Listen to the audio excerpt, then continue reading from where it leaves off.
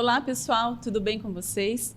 Sejam bem-vindos a mais um episódio do Pode Falar Psi, um programa que surgiu com a ideia de propagar a psicologia com conteúdos riquíssimos e apresentados de forma clara, simples e objetiva. É claro, para você cuidar da sua saúde mental e procurar um profissional da área se necessário for. Para quem não me conhece, meu nome é Mônica Cassetari, sou psicóloga clínica, atuo há 17 anos, estou aqui na cidade de Cacoal e Rolim de Moura, no estado de Rondônia. Hoje, o nosso programa, nós vamos conversar sobre emagrecimento. Emagrecimento, a mudança começa na mente. E para falar sobre isso, nós vamos conversar com a Maria Cristina Roman Soares, é psicóloga clínica, formada pela Universidade do Sagrado Coração em Bauru, especialista do trânsito, psicologia do trânsito, saúde mental e terapia cognitiva comportamental. Pessoal, o processo de emagrecimento é uma ação individual e consciente. Estudos recentes indicam que 96 milhões da população brasileira está acima do peso. Cris, seja bem-vinda. Saiba que eu fiquei muito feliz quando você me falou que deu certo a sua agenda de estar aqui em Cacoal e poder participar do nosso programa. Fique à vontade, você pode se apresentar e depois da sua apresentação já vou começar com uma perguntinha. Que é possível emagrecer com saúde? E o que a psicologia ela pode contribuir ou até mesmo intervir nesse processo do emagrecimento? Boa tarde, Mônica. O prazer é meu de estar aqui. Imagina, vim visitar Cacoal e não poderia deixar de estar aqui, de colaborar com você e de falar um pouquinho dessa nossa profissão que a gente tanto gosta, que a gente tanto ama, né? Para toda uma população, de uma forma simples, né? Desmistificando todo o trabalho do psicólogo, né? Que muita gente ainda acha que psicólogo é coisa para doido, né? E realmente não é. Psicólogo é prevenção também. Uhum. Você queria que eu falasse um pouquinho de mim, né? Bom, vamos lá. Eu sou Cristina. Atualmente, eu me aposentei do serviço público após 23 anos de trabalho na prefeitura, sendo desses 23 anos, 18 anos trabalhando no CAPS de Ariquemes. Há 24 anos eu faço a avaliação psicológica do Detran, o conhecido psicotécnico, né, em Ariquemes, e também trabalhei durante 8 anos na FAAR, a Faculdade de Ariquemes, né, dando aulas para o curso de Psicologia, Direito e Ciências Contábeis. Onde eu tive o privilégio de conhecer a Cristina, e por isso até que estou, em algum momento ou outro, eu vou te chamar de Cris, mas pode chamar de Cris vontade, mesmo, tá? Não tem problema. Cris, então vamos lá. É possível emagrecer com saúde? Sim. É engraçado que quando a gente pensa em emagrecimento, já pensa logo naquelas dietas malucas, né? Em ficar sem comer, em morrer na academia, né? E não é isso que a gente vem falar aqui. Eu venho falar, eu trabalho com o emagrecimento de uma forma de conscientização. Se a gente pensar que a obesidade é uma doença crônica, e que todo mundo sabe o que tem que fazer para emagrecer. Então, a pessoa sabe que tem que fazer dieta, ela sabe que tem que ir na academia, ela sabe que, conforme o caso, ela tem que tomar a medicação. E por que ela não faz? Né? Então, o problema aí ele passa a ser comportamental. E a partir do momento que você tem um problema comportamental, de mudanças de comportamento, quem é o profissional mais habilitado para trabalhar a mudança de comportamento em uma pessoa? O psicólogo. Desde quando assim que a psicologia e as pessoas começaram a buscar o profissional da área com esse intuito de emagrecer?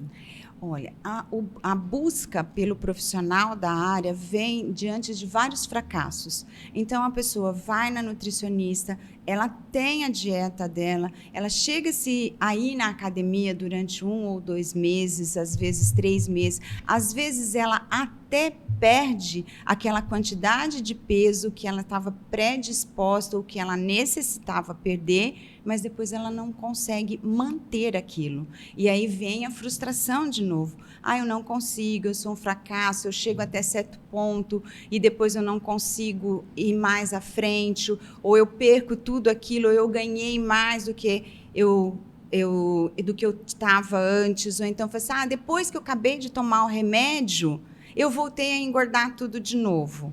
Então, alguma coisa estava precisando, estava faltando. E aí que entra o serviço do psicólogo, né? Nessa parte dessa psicoeducação, dessa conscientização da obesidade.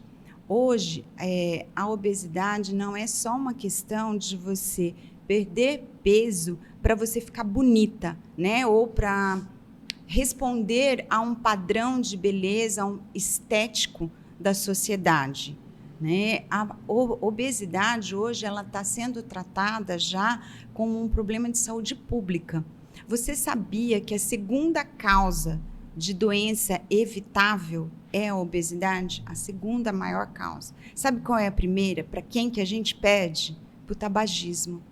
Olha só. Né? Então, são doenças evitáveis. O que são doenças evitáveis? Doença que, se eu tivesse, eu vou falar, tido uma educação ou tido um alerta, eu não teria morrido. Ou não teria essa qualidade de vida ruim que estou tendo agora. Vamos, um pouquinho antes de chegar na obesidade, vamos conversar sobre esse processo de emagrecimento. O que é esse processo? No início eu coloquei que é uma ação individual e consciente, né? E até mesmo fazer essa diferença aqui, que é importante citar, sobre perder peso. É diferente? Como que funciona o processo de emagrecimento e somente o perder peso? Quando a gente fala em emagrecimento, automaticamente a primeira palavra que vem é perder peso. Mas quando a gente fala de um processo individual e consciente, então é porque eu preciso emagrecer, porque eu preciso perder peso e eu tenho consciência desse peso que eu preciso perder. O que pode acontecer é a pessoa perder peso ou estar perdendo peso sem saber por quê. Aí não é um processo consciente, né? Então, é por que ela está perdendo peso? Aí, mais uma vez, a pessoa precisa procurar um médico para ela saber por que dela está perdendo esse peso. Se não for nada físico, pode ser também algum fator emocional, algum fator mental. Aí, procurar também o profissional da saúde mental. Agora, já o emagrecimento mesmo, eu quero emagrecer ou eu preciso emagrecer. Porque também tem a diferença do eu só quero e do eu preciso. Tem aquela pessoa que procura o tratamento do emagrecimento porque ela quer perder um pouquinho de peso, ela não está obesa, mas ela não se sente bem com o corpo, ela quer melhorar o corpo dela, né? Talvez porque ela vai para um casamento, uma festa, ou ela quer melhorar mesmo numa questão da estética, dela se olhar no espelho e se sentir bonita. Dentro desse emagrecimento, dessa perda de peso, desde que esteja dentro daquilo que a gente chama normal, né? Que ela vai perder 1, 2, 3 ou 4 quilos, mas vai ficar dentro do que a gente considera normal, ok, né? Caso contrário, não, porque aí pode ser uma anorexia ou algum outro transtorno alimentar, certo? E outras pessoas já procuram que realmente ela precisa emagrecer por uma questão de doença. Ou eu perco peso, ou eu vou cada vez mais perder a minha qualidade de vida e da qualidade de vida podendo chegar até a um óbito. Sim, é interessante o que você falou também em relação a essa procura, né? Que primeiro a pessoa ela precisa ter a consciência, ela tem que ter essa vontade e essa vontade tem que partir dela. E é importante colocarmos sobre quando é o outro, né, que fica nessa cobrança de que é a pessoa que tem que estar magra, que tem que cumprir aquele padrão. Então fala um pouquinho para nós quais são as causas, como que ocorre, até mesmo identificando isso, que não é a vontade da pessoa e sim uma cobrança de alguém que está do lado?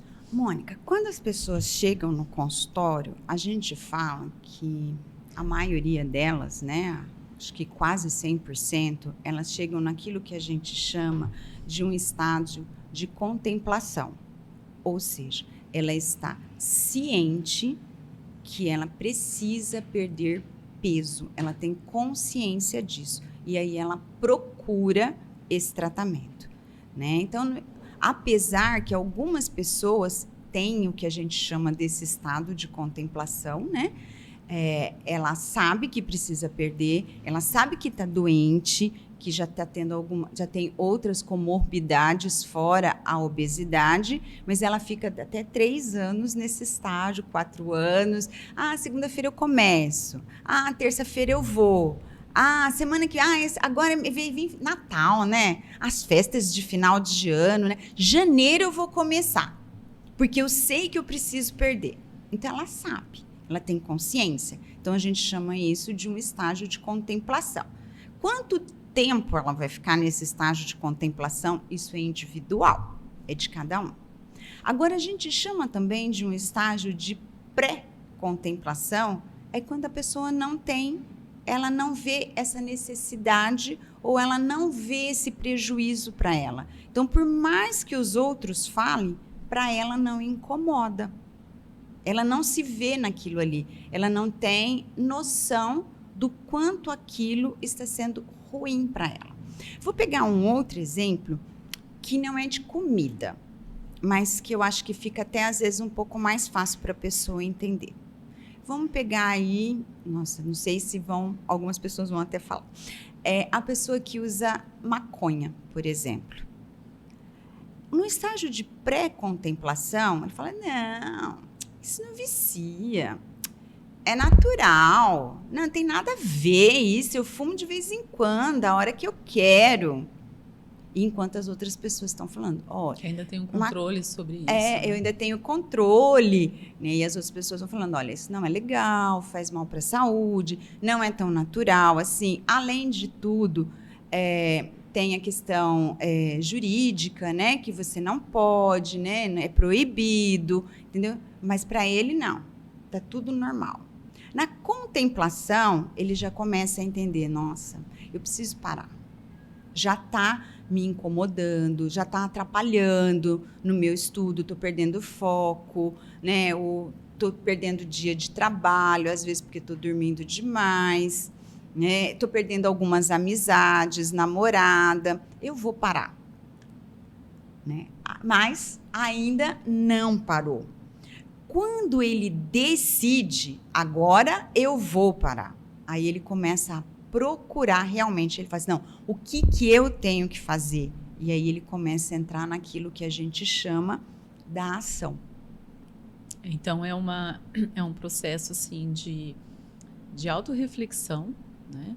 E até mesmo identificar o que precisa ser feito e aí, a partir daí, buscar essa ação. Essa ação, isso. Enfrentar esse desafio. Isso. Esses estágios que a gente chama até da mudança, na verdade, ele foi criado para o paciente dependente químico. Vamos pegar uma mãe que tem um filho adolescente e que faz uso de alguma substância ilícita. Pode ser até lícita, o álcool, né, que a gente tem aí. Não adianta ela ir levar, quer dizer, não adianta não. Ela leva o filho, né, para um psicólogo, para um médico, ou um grupo de ajuda. Se ele não quiser, e se ele não entender ainda que aquilo não é legal, ele não vai sair daquele estágio. Quando ele começa a entender, é o que a gente chama da contemplação. Eu sei que não é legal, eu preciso fazer alguma coisa. Mas ele ainda fica nesse preciso fazer. Ou a semana que vem eu vou fazer, o mês que vem. Depois das festas de final de ano eu vou procurar. Mas já tem, vamos assim dizer, já tem aquela pulguinha ali atrás dele. Aí ele decide. Quando ele decide, ele vai ou no médico, ou no psicólogo, num grupo de ajuda, entendeu? Olha, eu preciso. O que a gente pode fazer? E aí você começa a implantar o processo da mudança. A mesma coisa é com a obesidade, né? Adianta, por exemplo, aquela menina adolescente que está super acima do peso, né? Que na escola às vezes está até sofrendo algum bullying, né? Se sente com a autoestima baixa, não sei o quê. Mas ela ainda não entendeu. A mãe que quer que ela emagreça, a mãe que quer que ela vá na academia. Não vai funcionar. Primeiro, ela precisa sentir essa necessidade. E a partir daí que o psicólogo vai ajudar. Aí falar assim, mas o psicólogo então só vai ajudar quando ele estiver na contemplação. A gente pode até tentar na pré-contemplação, que seriam algumas medidas preventivas, né? Algumas medidas para fazer a pessoa, opa, pera lá, vou ler isso aqui, né? Vou ver essa notícia. Quando ele vai na contemplação, aí já é mais fácil, porque aí você entra realmente com a psicoeducação, você mostra para ele o que ele pode fazer, como é que vai ser o trabalho, quais são as barreiras que ele vai enfrentar, né? Quais são os ganhos que ele vai ter em fazer esse processo de mudança, né? E quais são as perdas que ele vai ter se ele não sair desse lugar. Aí fica mais fácil para a gente começar a trabalhar. Falando a respeito da saúde mental, vamos puxar um pouquinho sobre a fome emocional e a fome fisiológica. O que você pode dizer sobre essa diferença e até mesmo como que a pessoa pode identificar? E até, assim, para quem nunca ouviu esse termo, né, o que seria essa fome emocional? Essa fome emocional é tudo aquilo que a gente come, vamos assim dizer, né? Para tampar um buraco, uma falta, né? Então, eu estou triste, eu estou angustiada, eu estou sozinha, minha autoestima está baixa, então eu vou lá e como alguma coisa para me dar uma satisfação momentânea daquilo. É como se eu estivesse tampando aquele buraco. De uma forma inconsciente. De uma forma inconsciente, né?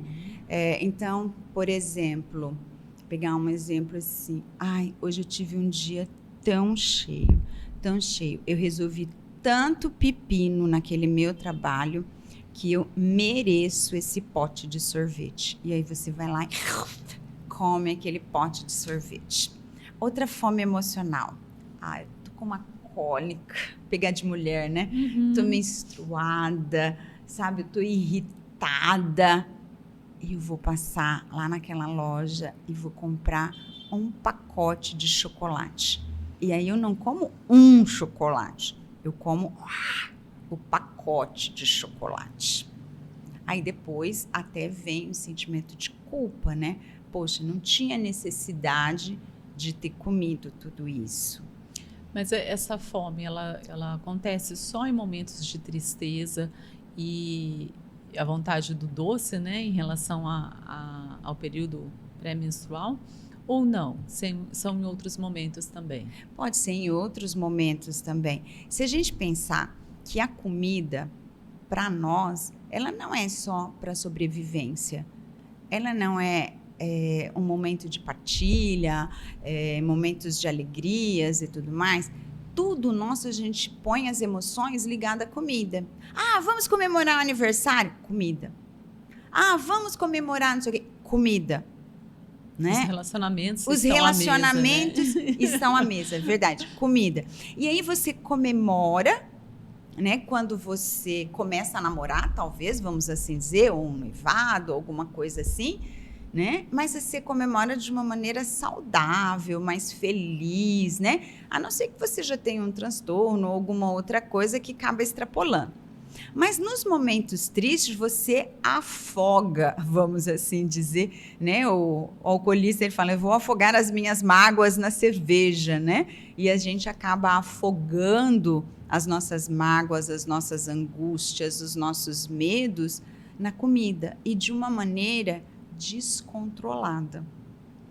Pode levar a uma compulsão alimentar, né? Que é diferente da compulsão alimentar. A compulsão alimentar, você come, muita coisa num período extremamente curto e depois você tem uma culpa enorme de tudo aquilo e o pior que é culpa, você não tem controle para parar. Na fome emocional, você come exagerado? Come, entendeu? Mas você consegue parar, né? Eu falo assim, também comi esse pote de cerveja, agora chega. Sorvete. Nossa senhora, que ato falho. De sorvete, agora chega. Na compulsão, não. Ele vai comer 1, ele come 2, ele come 3 potes de sorvete. Entendeu? Ele toma 4, 5, 2 litros lá daquele de Coca-Cola. Ele come 10 sanduíches. Isso num espaço de tempo muito curto. O que acontece é que as pessoas, às vezes, confundem, né? Usam termos que são de transtornos, de doenças, de maneira, vamos assim dizer, pejorativo. Vou pegar um outro exemplo que não é da comida. Quando uma pessoa, ela é meio assim, uma hora tá alegre, outra hora tá triste, né? Oscila muito de humor e não sei o quê. O que as pessoas falam? Nossa, hoje eu tô bem bipolar. Isso não é ser bipolar, né? Quando a pessoa fala assim, nossa, aquele cara ali não fala com ninguém, só fica na dele, super antissocial. Né? Transtorno antissocial não é isso. A compulsão alimentar é a mesma coisa. A pessoa fala assim, nossa, eu sou super compulsiva para chocolate. Nossa, não pode acontecer nada que eu vou lá e como, nossa, um pacote de sonho de valsa, um pacote de bis. Não. A compulsão, ela não escolhe comida, ela come. A compulsão alimentar raramente acontece na frente das outras pessoas. Você faz escondido, porque você sabe o tanto que você está comendo, que é extremamente acima do normal, num espaço de tempo super curto, entendeu? E que as outras pessoas vão reparar. Então, você faz escondido. Então, é aquele que acorda de noite e come tudo que tem na geladeira. E, às vezes, para comer mais rápido, ele joga tudo dentro do liquidificador, bate e toma. Esse é a pessoa que tem compulsão alimentar. A fome emocional, não. Você come naquele momento, aquela hora que fala assim, hoje não tô legal, sabe? Parece que eu tô meio ansiosa. E assim, do nada, mas me deu uma vontade de comer chocolate. Mas tem que ser chocolate. Então, é um alimento específico. É um alimento específico. E, geralmente, são alimentos de alto teor de gordura e de açúcar. Porque aí a gente sabe que vai bater direitinho lá na dopamina, na serotonina, e vai dar aquela sensação de prazer. Então, o que a gente fala? Fome. Quando você tem fome, ela não vem de repente. Mas você fala assim, parece que está me dando uma fome. Aí você vai lá, toma um copinho de água, consegue disfarçar. De repente você fala assim, acho que agora é fome mesmo, minha barriga está roncando. Né? Mas ainda falta meia hora para o meu horário de almoço. Você consegue esperar essa meia hora, né? Aí você vai lá e você almoça, ou você come alguma coisa, porque realmente você estava com fome. E aí qualquer coisa serve, entendeu? Pode ser, sei lá, se for à noite, se for uma pizza, mas ao mesmo tempo, se tiver um omelete na geladeira, você vai lá e come aquele omelete. E depois você não tem nenhum sentimento de culpa. Não, eu estava com fome e realmente eu comi. Já na fome emocional, não. Ela aparece assim, de repente, ela traz a necessidade daquele alimento na hora, você quer uma aquilo, urgência, né, naquela urgência. Geralmente é esse tipo de alimento que eu te falei, pizza, sorvete, chocolate, né? Sanduíche, coisas que são extremamente calóricos, né? Faz com que a pessoa coma a mais do que ela comeria, entendeu? E pode vir acompanhado de culpa. E às vezes você não presta atenção. Vou pegar um autorrelato aqui agora. Me fez lembrar. Eu não sei, não vou saber lembrar no momento qual foi a minha emoção, o que eu estava sentindo naquele momento. Mas, do nada, me veio uma vontade de comer pão de queijo. E aí eu lembrei que meu marido estava na rua, liguei para ele na hora. Pelo amor de Deus, você passa em tal lugar. E tinha que ser daquele lugar, não podia ser de outra padaria. Mas eu já estou chegando em casa. Não, volta e traz o pão de queijo para mim. E nem sou de comer pão de queijo, mas aquele dia eu queria o pão de queijo. Era uma fome emocional, não tinha porquê. Aí ele trouxe, comprou, ele pegou um e me deu o saquinho. De repente ele voltou. Para pegar mais. Cristina, me dá mais um. Ah, já comi tudo. Então, assim, você vê, foi... Assim, não teve um sentimento de culpa para mim aquilo, porque raramente eu faço isso, entendeu? Mas, sim, eu lembrei desse detalhe agora. Não vou lembrar a emoção, mas eu lembro que é bem assim a fome emocional que ela acontece. Não, e é importante colocar, porque às vezes nós acreditamos assim, que eu tenho fome porque eu estou ansiosa. E não, né? Então, essa fome ela pode ser para preencher um vazio, um sentimento de angústia, de tristeza, uma solidão. E aí um estresse. Às vezes você está cansado, realmente você trabalhou o dia inteiro, você vê um monte de pepino, aí você chega em casa e fala assim, né? E aí você desconta na comida. É ruim. Sabe por quê, Mônica? Se você não descobre os gatilhos que te levam a isso, né? Então, se é o estresse, se é o trabalho, se é o relacionamento, se é angústia, se é ansiedade, você não descobre o porquê isso está acontecendo, mas você sabe que você está reforçando com um comportamento disfuncional. Então, é importante a gente prestar atenção nisso e substituir esse comportamento disfuncional por um que funciona melhor. Então, eu tive um dia, pegar o mesmo exemplo, extremamente chato, resolvi um monte de pepino, né? Tô com um monte de chefe enchendo o saco e o diabo a quatro, entendeu? Eu vou chegar em casa, ao invés de eu comer ou de eu passar lá na loja e comprar uma coisa, não, eu vou chegar em casa e vou dar uma volta com o meu cachorrinho, né? Se eu tiver um cachorrinho. Ou vou chegar em casa, gente, eu vou me dar um presente hoje. Vou tomar um puta de um banho. Ai, pode falar palavrão, né? Vou tomar um puta de um banho, sabe assim, bem relaxante. Depois eu vou passar óleo no meu corpo inteirinho e vou deitar lá na cama, entendeu? Vou escutar uma música, vou assistir aquela série que eu quero assistir, né? Ou se eu tenho condições, eu vou passar então hoje na massagista e vou fazer uma massagem. Ou então, nossa, resolvi um problema, mas tô angustiado, vou me dar uma manicure hoje de presente, ou então vou chegar em casa, nossa, tô dura, não tenho condições de ir na manicure, vou arrumar meu cabelo, eu mesmo faço lá um creme, passa no cabelo, passa um óleo, então assim, vou começar a mudar por comportamentos mais funcionais e que também podem me dar prazer, vou substituir isso, não só pela alimentação, principalmente se eu estiver acima do peso. Então, podemos colocar que o primeiro passo seria identificar qual é o pensamento e a emoção sobre esse ato de se alimentar. De se alimentar. Perceber os sinais fisiológicos, porque na fome emocional a gente não sente isso, né?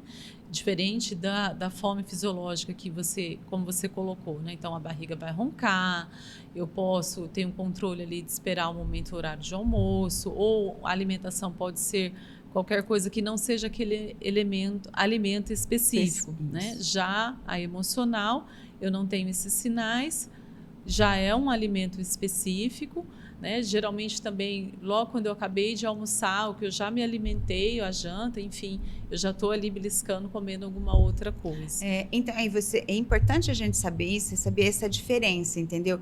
Agora, eu já sei, não é fome. Se não é fome, por que eu estou querendo esse alimento? O que está acontecendo comigo? Comece a prestar atenção. Estou muito ansiosa?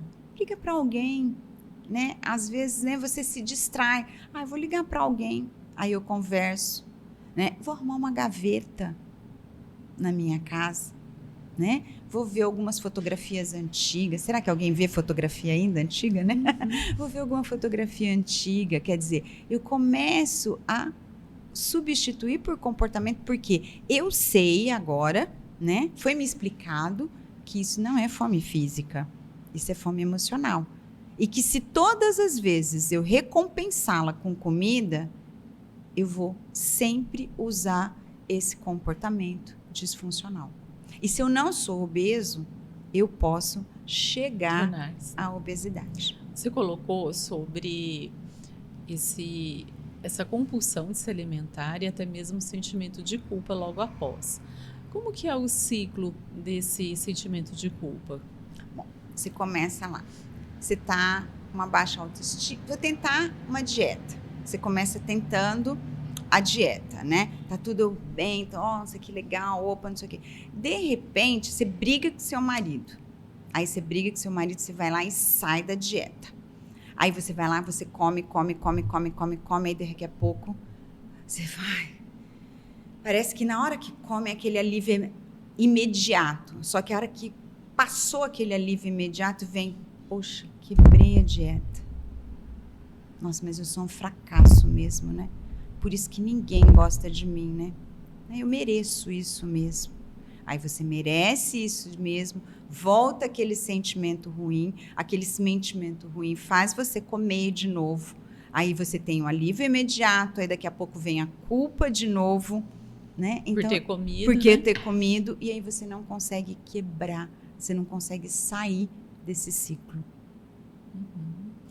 E falando sobre esses hábitos e até crenças pessoais, né? Como que a psicologia pode conciliar nesse processo de emagrecimento? É engraçado, né? Quando a gente era pequenininha, logo ali, né? Alguns anos atrás, lá em Barbacena, né? Como diria, né? A mãe colocava o prato, né? Tem que comer tudo, não pode sobrar nada. E aí você tinha que comer. Mãe, mas eu não aguento. Come. Minha mãe até falava um negócio, mãe, me perdoa, né? Se não for por cima, vai por baixo. Ela ainda falava desse jeito. Aí você comia, né? E aquilo vai também te condicionando a comer cada vez mais. Né? Tem que comer, não pode deixar nada no prato. Nossa, como você está magrinha. Você almoçou? Você jantou? Né? E tudo isso leva sempre você a comer, às vezes até sem ter vontade. Não posso deixar no prato. Não tem que comer tudo.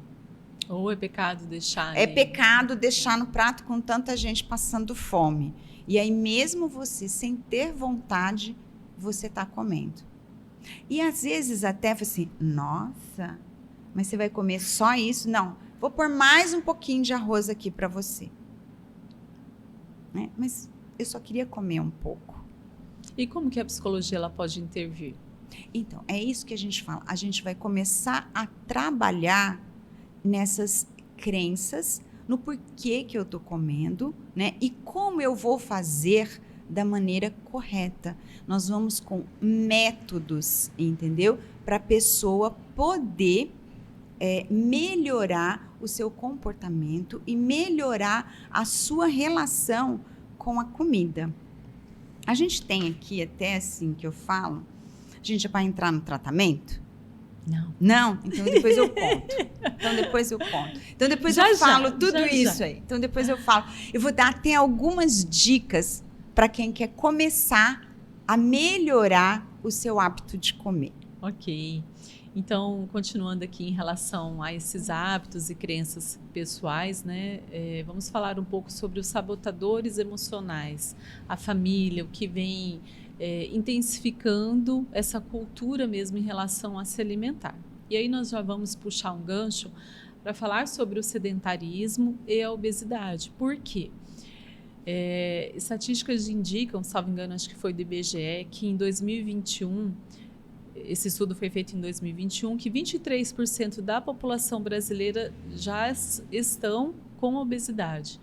Então, como que até o que nós estávamos falando, né, sobre essa fome fisiológica, a diferença entre a fome emocional, esse ato de comer que está relacionado com as emoções e com o pensamento, o sedentarismo interligado ali com essa cultura familiar e chegando na obesidade. O que é obesidade, como que nós podemos identificar esses sabotadores no sentido do sedentarismo? Quando a gente fala em obesidade, né? O que a gente está falando? O que é a obesidade? A obesidade é uma doença crônica de excesso de gordura. Primeiro, se é uma doença crônica, o que é uma doença crônica? É uma doença que não tem cura, tá?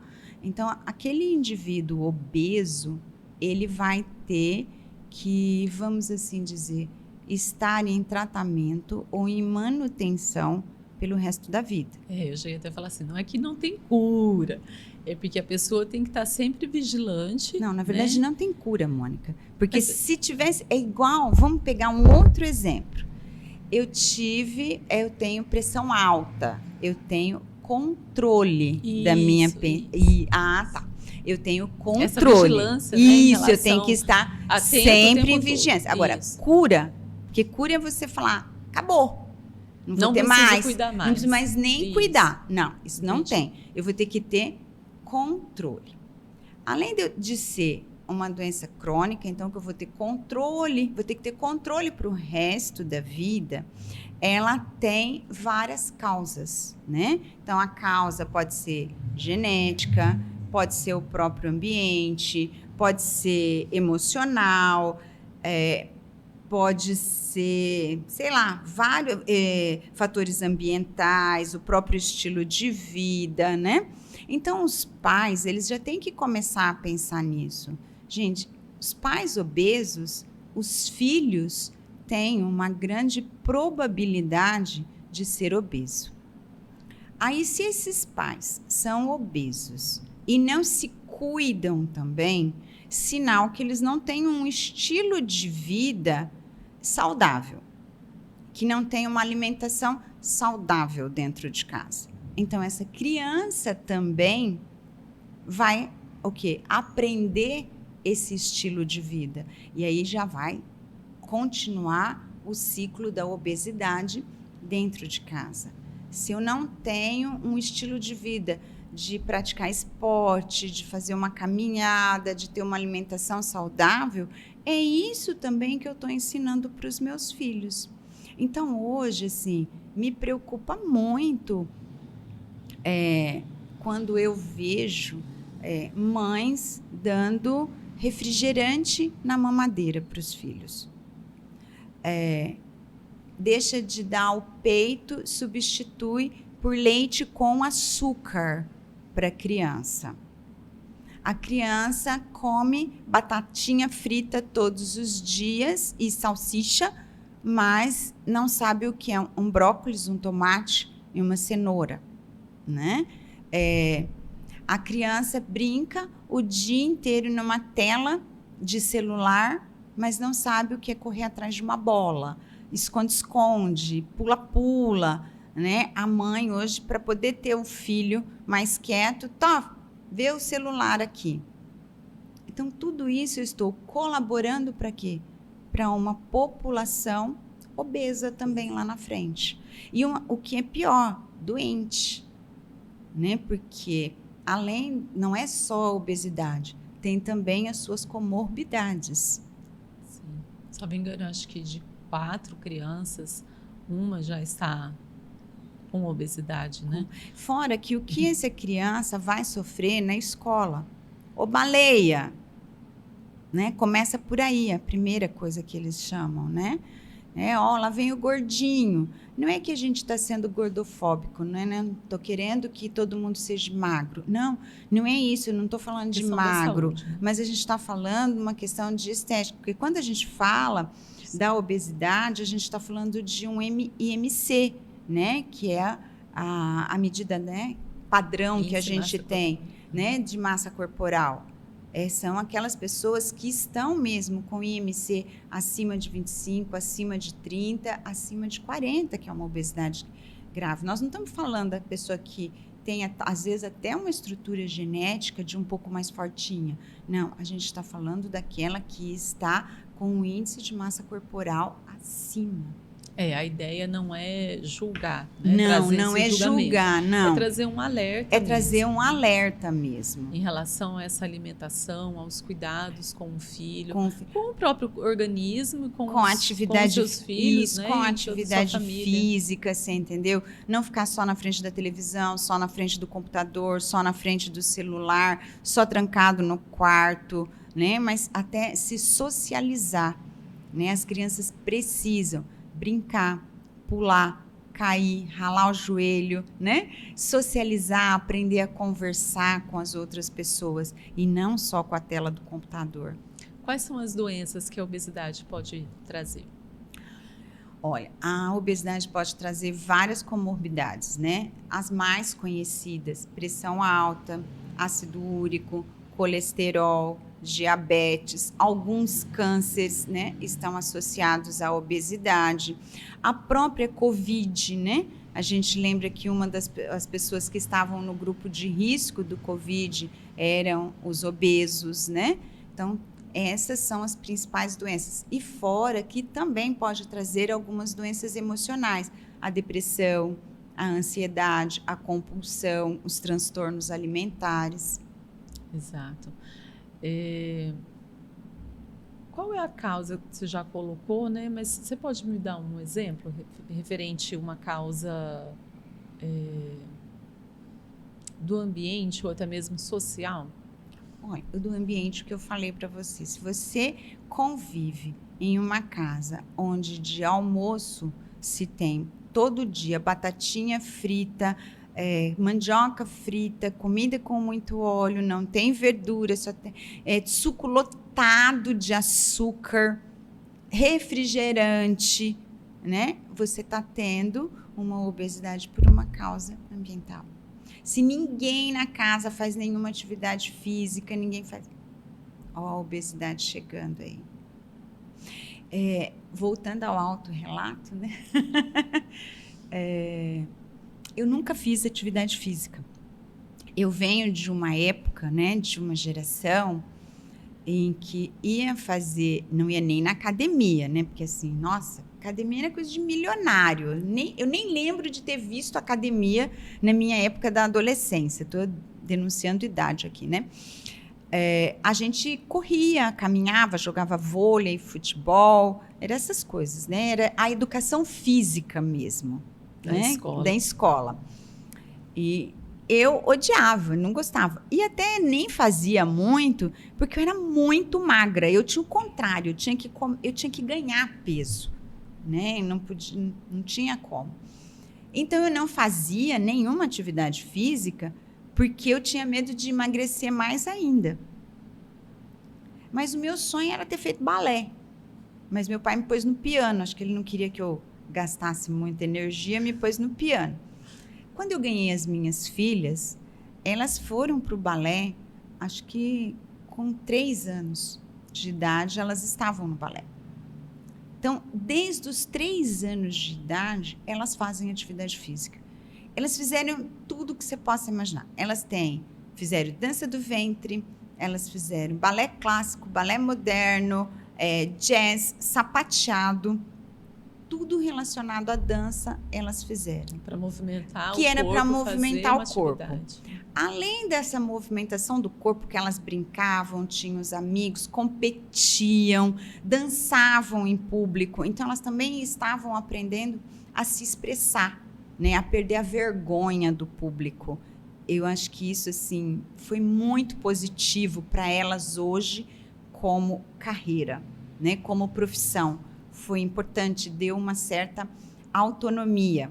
E eu fiz isso tudo assim, meio que no instinto, não era proposital, vamos assim dizer. Hoje, as duas não largam a academia. Então, porque assim, já é marca registrada, aquela necessidade, né, de fazer, se sente bonita, né? O dia que não vai, fala assim, hoje não estou legal, não fui, não consegui, né? Parece que tá pesado. Então, assim, acabou se tornando um hábito, mas começou lá, ó, começou pequenininho.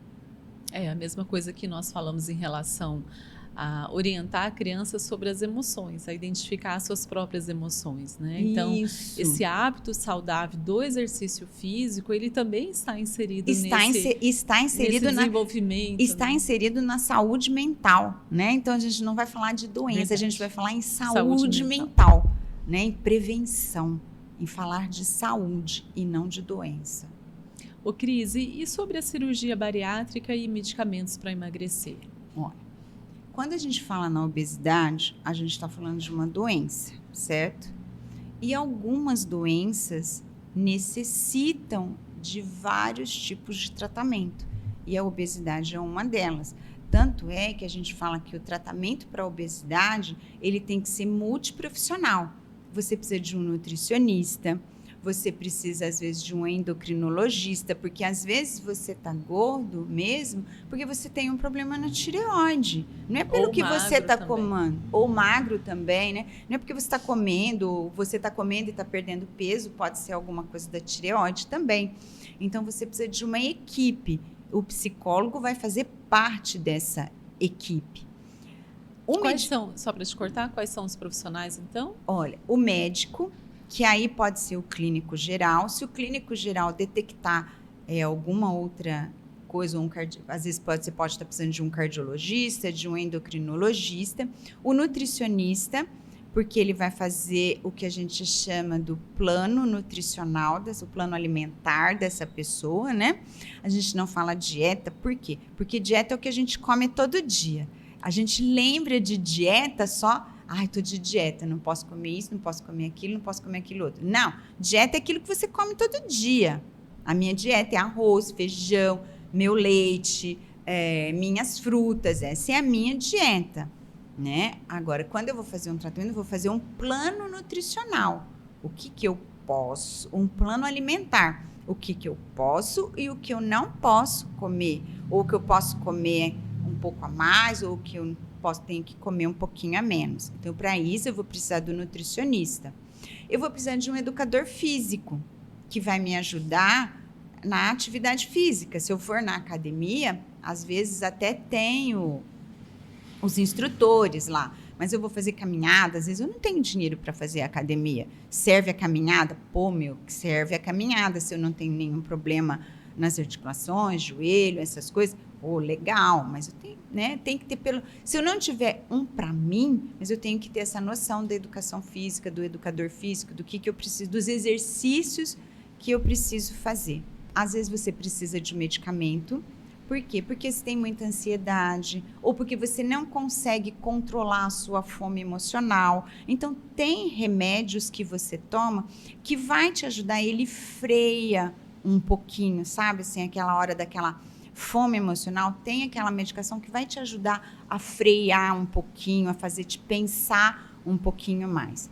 E, em última instância, a gente tem a cirurgia bariátrica, né? Então, a cirurgia bariátrica, ela não é uma cirurgia estética, ela é uma cirurgia necessária. Quando a pessoa já tentou todos os mecanismos para o emagrecimento e não conseguiu, e ela já está com várias comorbidades, pressão, diabetes, ácido úrico, colesterol, e que ela não está conseguindo controlar, ela precisa perder uma grande quantidade de peso, e aí ela faz, o médico vai fazer a opção pela cirurgia bariátrica. A pessoa que faz a cirurgia bariátrica também, né, vai precisar e muito do profissional do psicólogo. Ele precisa do profissional psicólogo antes, durante e principalmente depois da cirurgia bariátrica, tá? Principalmente depois de 2 anos da cirurgia bariátrica. Que a gente fala que até os 2 anos ele está na fase da lua de mel com a cirurgia dele e ele esquece um pouquinho do psicólogo. Aí depois de 2 anos, alguns já começam a perceber que está faltando o profissional psicólogo. Mas o psicólogo, ele entra na psicoeducação desse paciente, né? Logo após a cirurgia Antes. E mantendo... Então, mas assim, mantendo esses 2 Isso. até os 2 anos. Isso. Na verdade, ele começa Faz antes, né? antes. Que é a avaliação. A avaliação para a cirurgia bariátrica, ela é uma avaliação diferente. Não é avaliação para testes, né? Mas principalmente uma avaliação para você saber se aquela pessoa está preparada para enfrentar todas as mudanças que ele vai precisar fazer para manter aquele corpo pós-bariátrico. E fora a imagem corporal, né? Porque a pessoa que é gordinha ou que está acima do peso, que é obesa, entendeu? De repente, com um prazo aí de 3, 4 meses, ele se vê, às vezes, com 40 quilos a menos. Ele não se reconhece no espelho. Eu tenho um amigo que ele fez a bariátrica, ele é até de São Paulo. E logo que ele, uns 4 meses depois que ele fez a bariátrica, eu convidei ele para dar era aquela época da pandemia, que a gente dava aula virtual, né? E eu convidei ele, trabalha com a área organizacional, e aqui a gente tem poucos psicólogos organizacionais, ele trabalha numa empresa grande, né? De consultoria, eu convidei ele para dar uma aula para os meus alunos, na época eu ainda estava dando aula. E aí eu assustei quando eu vi, falei, nossa, como você emagreceu? Aí ele falou, não, eu acabei de fazer a bariátrica, mas eu estou me sentindo muito estranho, eu não consigo olhar no espelho, eu estou me sentindo muito envelhecido. E você vê, ele era um psicólogo, ele foi, ainda conversei bastante com ele, eu falei, não, olha, vai passar, é uma questão de tempo, né? Dá um tempo para você, agora você perde mesmo muito peso, de uma maneira muito rápida.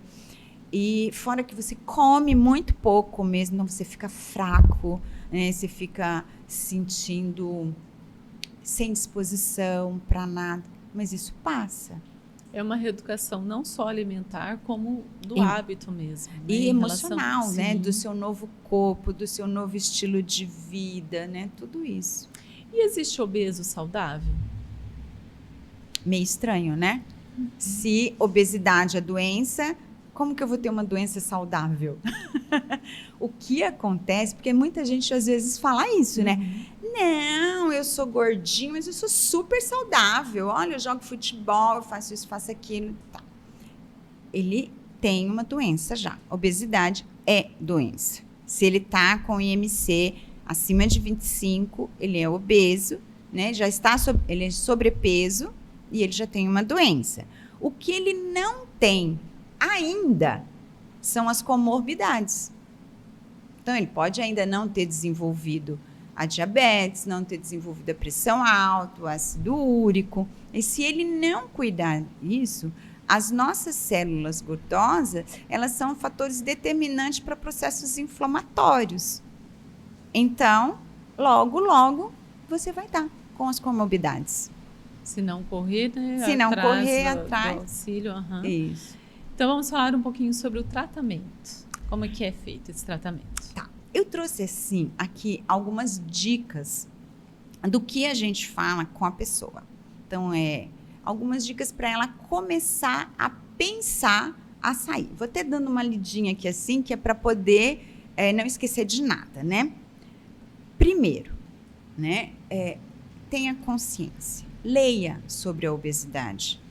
Realmente aceite que você tem uma doença e que essa doença precisa de tratamento. O primeiro passo para você procurar um tratamento é a aceitação. Você só vai procurar um tratamento se você aceitar que está doente e que precisa tratar. Porque se você não aceitar, o que você vai fazer? Você vai queixar-se. Ah, eu não consigo emagrecer. Meu marido todo dia traz pão para casa. Traz pão para ele. Talvez ele não esteja obeso, mas você tá. Entendeu? Então, aceite. Segundo, faça um plano alimentar. Esqueça a dieta. Dieta é aquilo que você come todo dia. É interessante você ter colocado isso, porque a gente já tem, assim, traz um olhar com essa palavra dieta, que já é algo assim, um castigo, é uma tormenta, que estou com dieta, eu não posso comer, não posso... Né? Já pensar que o nosso dia a dia, esse plano alimentar, ele é a nossa dieta, né? Ela está no dia a dia. O plano alimentar, a dieta é o que a gente come no dia a dia, o plano alimentar é aquilo que eu vou poder comer. Entendeu? Eu vou ter que mudar, vou ter que fazer alguns ajustes para isso. E vou ter que aprender algumas coisas. Eu falo que a gente tem que mudar esse nosso comportamento alimentar. Porque quando a gente fala de comportamento alimentar, eu estou pensando no alimento desde aquele que eu compro lá no supermercado. O que eu vou comprar no supermercado? Mônica, olha, você pode não acreditar, mas na minha casa não tem bolacha. Não tem criança mais. Mas nem quando tinha criança. Na minha casa tinha fruta. Eu sempre fui muito chata com a alimentação. E, por incrível que pareça, eu precisei me aposentar para vir trabalhar com alimentação. Mas eu sempre fui chata para alimentação. Na minha casa tinha fruta. As crianças abriam a geladeira, tinha fruta. Ah, não tinha refrigerante na sua casa? Tinha. De domingo. Né? Nos outros dias da semana era suco. Então eu sempre tive muito esse cuidado. E esse comportamento alimentar é isso. O que eu vou levar para dentro da minha casa? Ai, nunca mais eu vou comer chocolate? Claro que não. Nunca mais vou fazer bolo com farinha, porque diz que a farinha faz... Não, claro que não. Eu amo bolo. Toda semana na minha casa tinha bolo para as crianças. Mas não era aquele bolo cheio de chantilly. Era bolo de milho, bolo de laranja, bolo de cenoura. Bolo é açúcar, mas tinha. Então, assim, o comportamento alimentar é o que eu vou levar para minha casa. Eu já começo a escolher ali dentro do supermercado. Depois eu vou montar o meu plano alimentar. Com o meu plano alimentar, eu vou me organizar para a semana. Porque se eu preciso emagrecer, entendeu? Eu vou chegar na minha casa às 8 horas da noite, ou 7h30 da noite, eu chego morta de cansada. Se na minha casa não tiver nada planejado dentro, né, e fácil acesso dentro desse plano alimentar, eu vou ligar para a hamburgueria e vou pedir um hambúrguer ou uma pizza. Então, eu tenho que ter esse plano, eu tenho que ter essa organização, né, para poder saber o que vai ter na minha casa, certo? Eu vou ter que pensar que eu tenho que fazer atividade física. Ah, mas eu não tenho dinheiro para ir na academia, eu não tenho dinheiro para um personal trainer, eu não sei. Ótimo, comece caminhando em volta do seu quarteirão. Faça uma caminhada, convide a vizinha, leva o seu cachorrinho, mas eu preciso me mexer. Ah, mas eu estou muito gorda e não consigo andar 1 hora. Ótimo, anda 15 minutos. Depois você anda 20 e tudo mais, né? Tenha consciência da quantidade de comida que você põe no prato. Para que a gente tenha consciência da quantidade de comida que eu vou pôr no prato, eu preciso desligar a televisão, sentar na mesa, não, né? Sentar na cadeira, à mesa, entendeu? E o meu celular também vai ficar lá no criado mudo, né? Eu vou fazer o quê? Uma atenção naquilo que eu estou comendo. Eu vou sentir aquilo que eu estou comendo. Eu vou mastigar aquilo que eu estou comendo. Eu não vou comer assim, em pé, ou olhando a televisão, que eu nem sei, né? Eu não estou nem rápido, vendo, né? É rápido, né? Não, eu tenho que ter um tempo, porque a mensagem, entendeu? No cérebro para dizer, você está cheia, você já comeu o suficiente, ela demora um pouquinho para chegar. Aí lembra que antigamente as pessoas falavam assim, você tem que mastigar 33 vezes? Todo mundo já ouviu falar isso, aí fica lá, 2, 3... Não, ninguém vai mastigar 33 vezes, tá, gente? Não precisa. Mas eu tenho uma outra técnica um pouquinho mais fácil. Você põe o prato, né? Aí você tá lá com o seu garfo, você põe o garfinho, a comidinha e leva à boca. Depois que você levou à boca, você põe o garfo lá, deixa ele ali, põe a mão do lado e mastiga. Você sente a comida. Aí depois você enche de novo e vai. Eu vou demorar um pouquinho mais, porque o nosso é automático, a gente já faz assim, ó.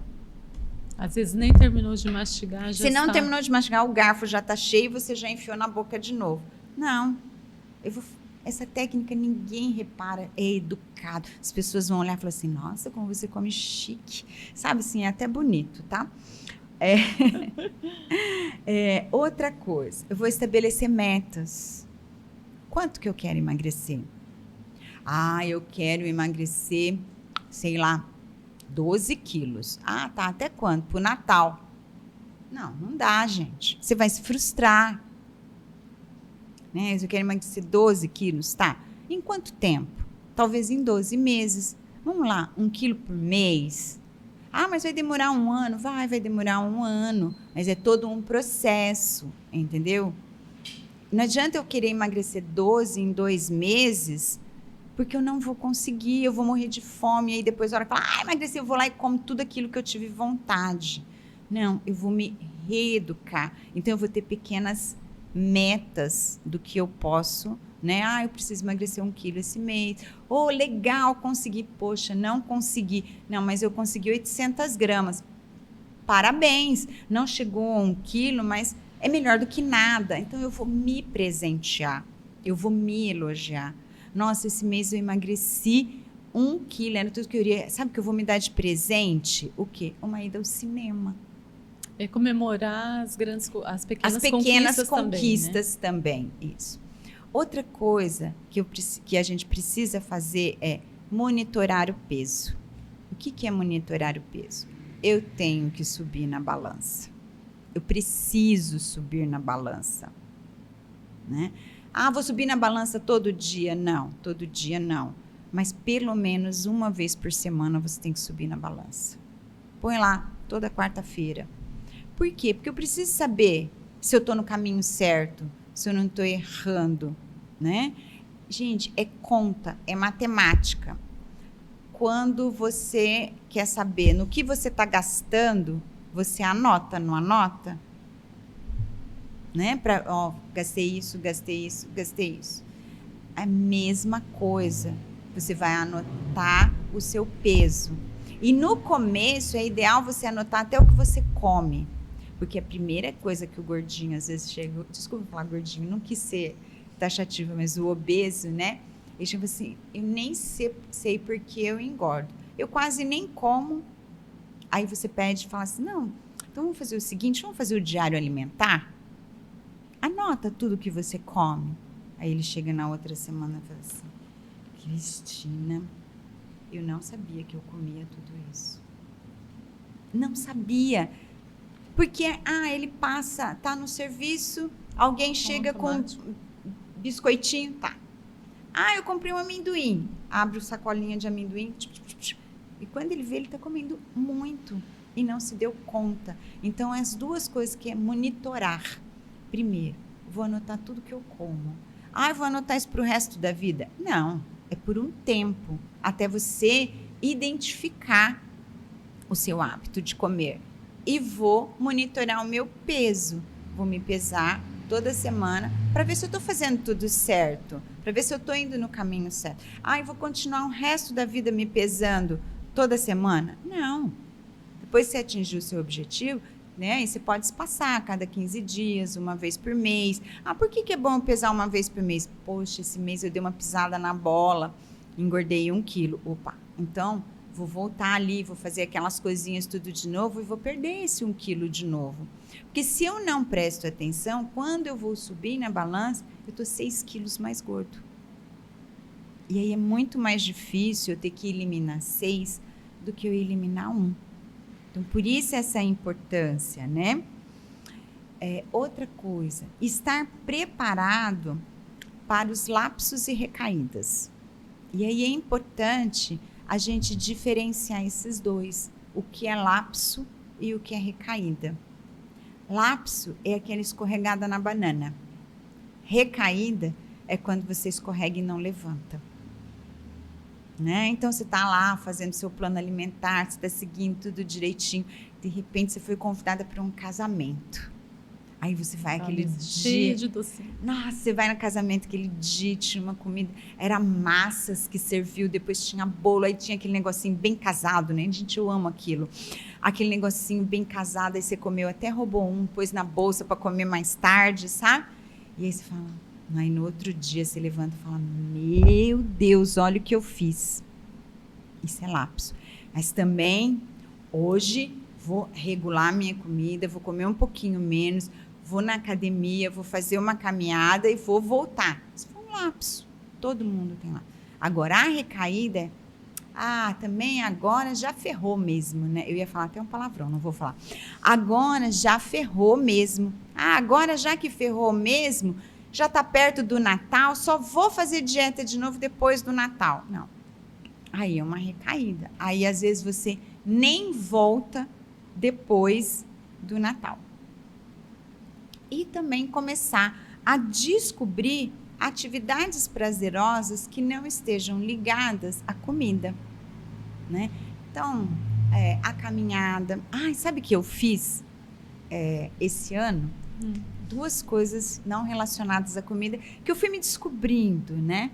Participei de uma corrida de 5 quilômetros e fiz uma trilha às 4 horas da manhã para ver o nascer do sol de cima de uma pedra. Foi super legal. Não teve comida e, nossa, é muito legal. Meu marido quase me matou, Mônica, porque ele foi comigo e disse que nunca mais eu pego ele. A corrida, eu cheguei em 4º lugar. Olha só. Mas eu vou contar, só tinha 4. Da minha idade. Na minha idade só tinha 4. Mas eu fiquei super feliz. Foi outra coisa que eu consegui vencer também, entendeu? E que eu vou fazendo isso e vou descobrindo para contar isso para os meus pacientes. Gente, é super legal. Né? Então, quando eu brincava, que eu contei para todos os meus pacientes que eu ia participar da corrida, e no outro dia eles chegaram, e aí, como é que foi? Você ganhou? Gente, olha aqui o meu troféu, eu cheguei em 4º lugar. Nossa, mas a primeira em 4º lugar. Aí eu brincava, só tinha 4. Para mim, o importante era chegar, era participar, né? Mudar o foco para as comemorações, para ver prazer só no restaurante, na mesa, na comida, né? Trocar esse foco. Muito bom mesmo. De tudo que nós conversamos, uma frase assim final para fechar essa orientação sobre o processo de emagrecimento com saúde. Nossa, isso você não tinha me perguntado. Uma frase. Tá. Lembrei de uma agora. Mudar dói. Mas é importante. E como dói, entendeu? Tem hora que a gente recai, sim, sabe? Recai não. Tem hora que a gente vai ter lapsos. Tem hora que a gente vai ter vontade de desistir. Tem hora que a gente vai achar que não consegue. Mas consegue. Porque o prazer que você vai ter quando olhar para trás e ver essa mudança, ele vai ser intenso. Muito bem, muito obrigada pela sua participação. Obrigada a você, Mônica. Pessoal, então quero deixar assim, gostou do conteúdo? Então vamos curtir, comentar, compartilhar e não esqueça que o processo de emagrecimento é um ato individual, né? E consciente, e sim pode ser feito com saúde. Quero agradecer vocês que assistiram até o final e também os nossos patrocinadores, Cacoal Notícias, com Max Rodrigues no contato 984-32-9312 e a Universidade Cruzeiro do Sul Virtual, Polos Rolim de Mourê Cacoal, com Silvério Esmarra Júnior, no 984-58-4497. E como eu disse lá no início, eu sou psicóloga clínica também, atendo em Rolim de Moura no Centro de Estudos de LEAD, que é a nossa empresa dos polos, 984-94-9176, que é o meu contato mesmo, e aqui em Cacoal, no Hospital dos Acidentados. Cris, onde que é o seu consultório lá em Ariquemes e o seu contato? Eu atendo no Espaço Corpo e Mente, né? E o nosso telefone lá é o 98465-2525. Muito bem. Qual é o seu público, atendimento a partir de que idade? Adolescente e adulto. Eu só não atendo criança. Idoso também? Idoso também. Ok. Então, pessoal, muito obrigada pela participação de vocês e até a próxima.